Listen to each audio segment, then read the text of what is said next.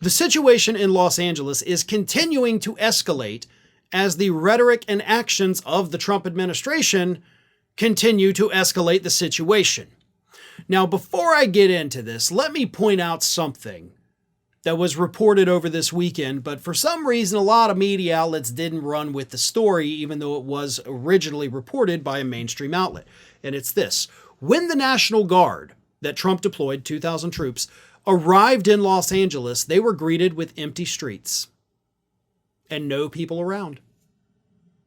The National Guard was deployed when there were not protesters in the street. There were not protesters stopping traffic on the freeway. There were not protesters throwing bricks at cop cars. That only happened after Donald Trump escalated the situation because he wanted those optics. And yes, Trump has now gotten everything he wanted, which is not good. But that is just the tip of the iceberg.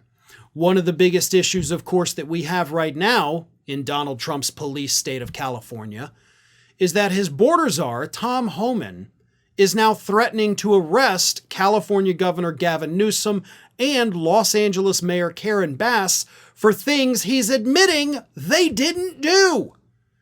Here is what Homan said during an interview with Fox News.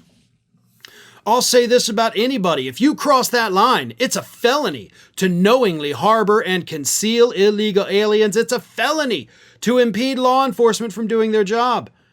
And then specifically referring to Karen Bass, LA mayor, he said, if she crossed that line, we'll ask DOJ to prosecute. Though he said she didn't cross that line yet. And then he continued.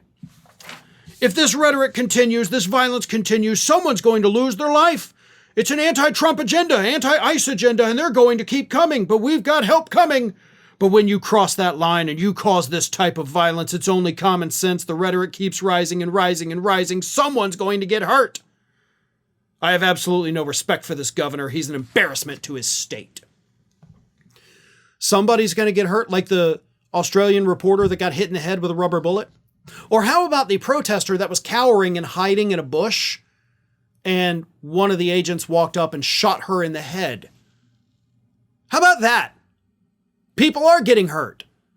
The protesters are. That's what's happening.